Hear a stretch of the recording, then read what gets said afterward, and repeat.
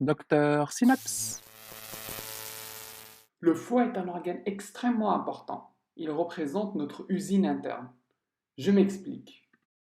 Cette usine produit des protéines et des facteurs de coagulation.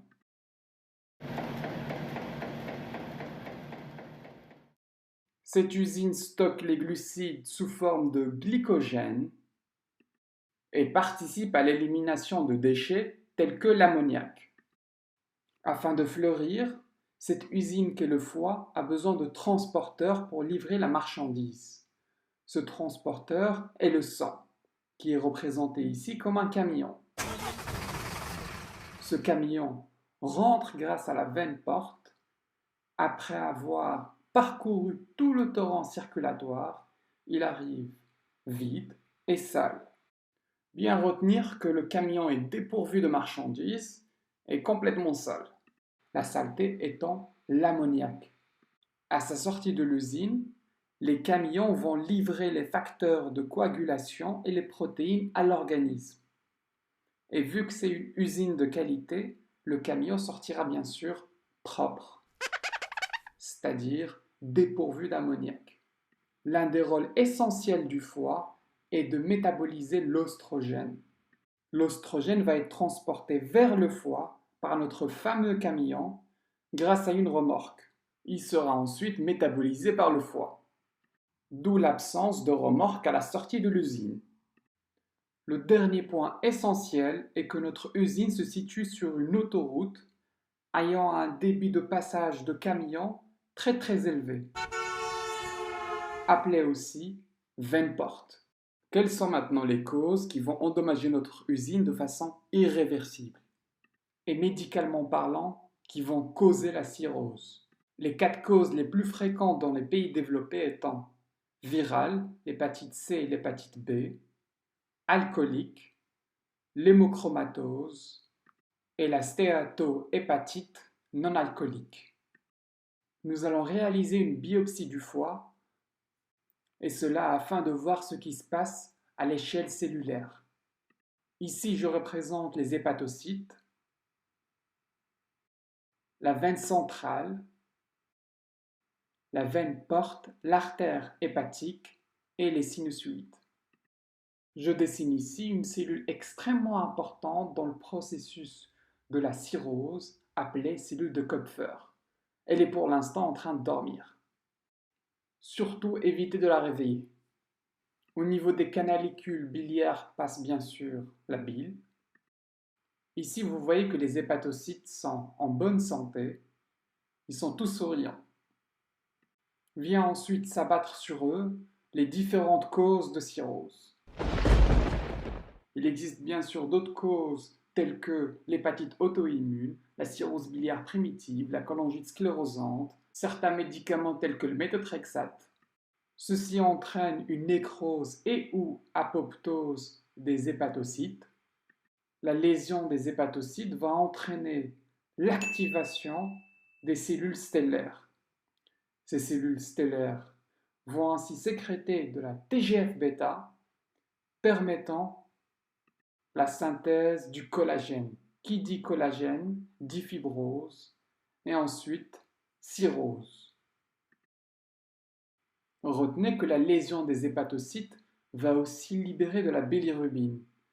Cette bilirubine peut se retrouver dans le sang et entraîner au niveau clinique un ictère. Nous pouvons retrouver de nombreuses altérations biologiques chez un sujet cirrhotique, tel qu'un rapport AST sur ALT normal ou supérieur à 1. Notez que les transaminases ne déterminent pas l'altération du foie chez un cirrhotique. En effet, vous pouvez retrouver des transaminases normales chez un cirrhotique, des phosphatases alcalines et des gamma-GT qui peuvent être élevées, et une bilirubine qui peut aussi être élevée.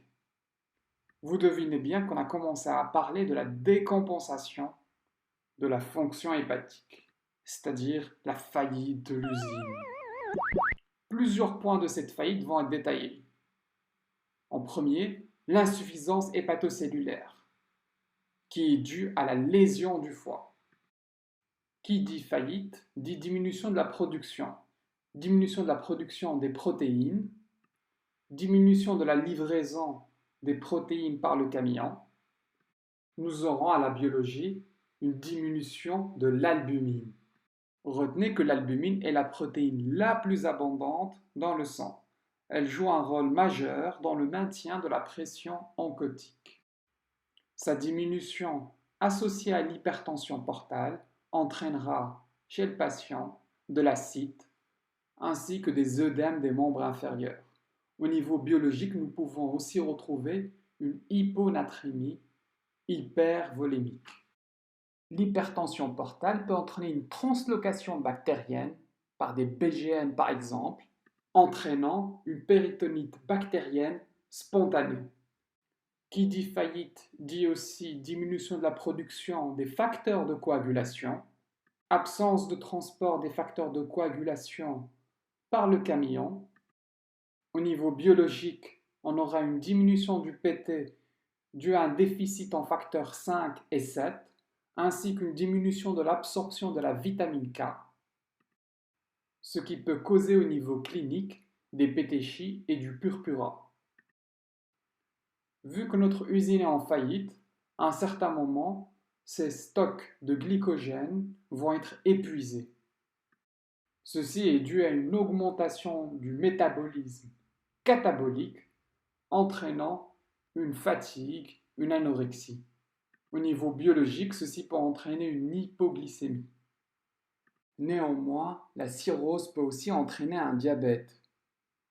L'augmentation du métabolisme catabolique peut aussi entraîner une fonte musculaire.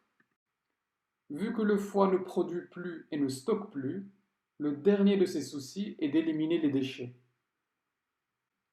Les camions resteront sales, c'est-à-dire couverts d'ammoniac. Ceci peut entraîner au niveau du système nerveux central une encéphalopathie ammoniacale. Nous pouvons aussi retrouver des astérexis qui se caractérisent par un flapping trémor. Aussi, l'oestrogène ne sera plus métabolisé. Le camion va garder sa remorque d'oestrogène. Au niveau clinique, l'hyperostrogénémie se manifeste par une gynécomastie, des angiomes stellaires, voire une atrophie testiculaire. Rappelez-vous que notre usine se situe sur une autoroute ayant un débit de passage de camions très élevé. Un blocage de cette autoroute va entraîner l'accumulation des camions en amont. En termes cliniques, la cirrhose va entraîner une hypertension portale, qui peut être responsable de la réouverture de la veine ombilicale avec apparition d'une tête de méduse. Au niveau de l'œsophage, l'hypertension portale peut entraîner des varices œsophagiennes. Leur rupture représente l'une des causes de mortalité les plus fréquentes de la cirrhose. Cette hyperpression peut aussi entraîner une splénomégalie. L'accumulation du sang à l'intérieur de la rate va entraîner un hypersplénisme responsable en tout premier d'une diminution des plaquettes. L'hypersplénisme peut aussi entraîner une diminution de l'hémoglobine. Il existe bien sûr d'autres causes d'anémie chez le cirrhotique, telles que les saignements, lors de rupture de varices œsophagiennes par exemple, diminution des folates, l'aplasie médulaire due à l'alcool. L'hypersplénisme peut aussi entraîner une diminution des globules blancs. Au niveau du rectum, l'hypertension portale peut aussi entraîner des hémorroïdes. La cirrhose peut altérer la fonction pulmonaire. La pathophysiologie du syndrome hépatopulmonaire n'a pas été clairement élucidée, mais l'augmentation de la synthèse de NO, due d'une part à la translocation bactérienne et à l'augmentation de l'endothéline 1, pourrait entraîner une vasodilatation des capillaires pulmonaires, entraînant un shunt, une altération du rapport ventilation-perfusion et cliniquement une hypoxie et une platypnée. Le syndrome hépatorénal est une complication redoutable de la cirrhose. Comment peut-on expliquer ce syndrome? La cirrhose entraîne une hypertension portale, augmentation de la production d'agents vasodilatateurs tels que le NO, vasodilatation splanchnique, hypovolémie relative avec hypotension artérielle, activation du système rénine-angiotensine, ce qui entraîne une vasoconstriction rénale et ainsi l'insuffisance rénale. L'une des complications au long terme de la cirrhose étant la néoplasie. À bientôt! Merci d'avoir suivi cette vidéo. N'hésitez surtout pas à me communiquer vos questions, vos éventuelles remarques et de me proposer les sujets qui vous intéressent.